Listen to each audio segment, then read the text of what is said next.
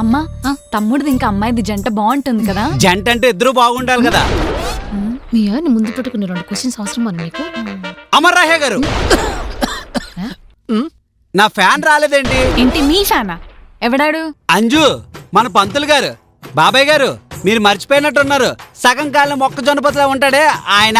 అమ్మో, ఈ సమానత్వ సన్యాసి ఏంటి ఇక్కడ ఉన్నాడు? పంతులు గారంటే అర్థమైపోతుంది కదా బాబు, ఇంతలా వర్ణించాలా? ముందు వస్తాననే అన్నాడు. మొన్న పెళ్లి చూపుల్లో నిన్ను చూసినప్పటి నుంచి ఈ ఇంటికే కాదు మా ఇంటికి రావడం మానేశాడు. ఆయనకి నా మీద ఉన్న అభిమానం అలాంటిది. కంగారు పడకండి మావయ్య గారు, ఆయనకి అభిమానానికి అవమానానికి తేడా తెలీదు. అల్లుడు గారు, ఏ ఎలా? అమర్ రాహే గారు, వాడు మీ అల్లుడు కాదు, పనోడు, పెస్ట్ కంట్రోల్కి వచ్చినోడు. ఇంతకు ముందు అలాగే వేరే వాడిని అల్లుడు అనుకున్నారు.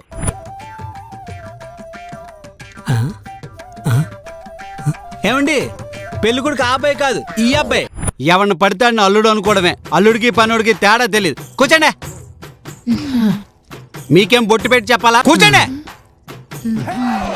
ఏంటి చెల్లెమ్మ ఏదో ఆలోచిస్తున్నారు? అది పెళ్ళిళ్ళ బ్రోకరు, మీ పేరేదో అమరేందర్ నాయుడు. మరి మా అల్లుడు గారు అమర్ రహే అంటున్నారేంటి? మీ వాడికి నోరు తిరగటం లేదని తన కంఫర్ట్ గా నా పేరు మార్చేసుకున్నాడు. ఈయనతోనుంటే ఎవరినన్నా మార్చేస్తాడు. ఇది వీళ్ళు ఇల్లు చూపులా లేదు, ఏదో నా సన్మాన్ సభలాగా ఉంది. పొగడ్డం ఆపేసి పని చూడండి. ఇప్పుడు అర్థమైందా? ఎడారిలోనైనా హ్యాపీగా బతికేస్తావు బాబు నువ్వు. మాకే వీడితో ఎలా బతకాలో తెలియట్లేదు. మరి పంతులు గారి పరిస్థితి? ఈసారి మనం సరదాగా కలుసుకుందాం అనుకుందాం. నెక్స్ట్ టైం వచ్చినప్పుడు పంతులు గారిని తీసుకొస్తాను, ముహూర్తాలు పెట్టేసుకుందాం. అంటే ఇవి ట్రయల్సా? Next time రియల్సా? సరే అయితే పంతులు గారికి మా ఇంటికని చెప్పండి, ఎగురుకుంటూ వచ్చేస్తాడు. అలా చెప్పిన తర్వాత ఎటో ఎగిరిపోయాడు. చెప్పకుండానే ట్రై చేస్తేనే బెటర్ అనిపిస్తోంది బాబు. మా అల్లుడి విషయం పక్కన పెట్టండి అన్నయ్య గారు, ఆ గోల మాకెప్పుడు ఉండేదే. మిగతా విషయాలు కట్న కానుకల గురించి ఆల్రెడీ అమ్మాయి చెప్పింది. చచా, కట్న విషయం కాదండి. మరి నేను చెప్తానండి. మా అత్తగారు సిగ్గుపడుతున్నారు. ఏంటి బాబు అది? మా వేణుగడి కలర్కి మ్యాచ్ చేయాలి. అర్థం కాలేదు. మా వేణుగడి కర్రీగా ఉంటాడు కదా, మీ అమ్మాయిని కూడా కొన్ని రోజులు ఎండలో తిప్పి ట్యాన్ చేయండి, అప్పుడు మ్యాచ్ అయిపోద్ది. అంతే కదా? అవును బాబు, ఇవాళ జాబ్కి లీవ్ పెట్టావా? అవును అమర్ రాహే గారు. మొన్న మా ఇంటికి వచ్చినప్పుడు లీవ్ పెట్టావు, ఈవేళ లీవ్ పెట్టావు. జాబులో ఏ ఇబ్బంది రాదా? ముసలోడు తింగరోడు అనుకున్నాను. నెక్స్ట్ టైం మా వారిని అవాయిడ్ చేయడానికి బాగానే ట్రై చేస్తున్నాడు.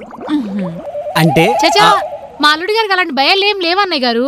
జాబ్ పోతే ఏంటి, అవసరమైతే మళ్ళీ పాత పనే చేసుకుంటారు. ఏం పని?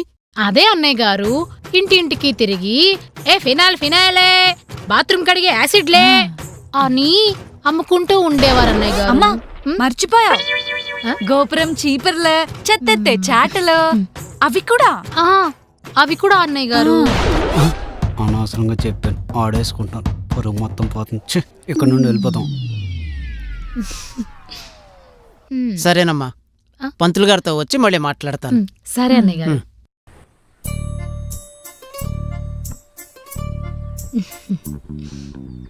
భలే ఆడేసుకున్నావు అమ్మా. మా ఆయన్ని ఫస్ట్ టైం భయపడ్డం చూశాను. నేను వచ్చిందే అందుకు. ఇక్కడ నుంచి రోజు భయపడుతూనే ఉంటాడు.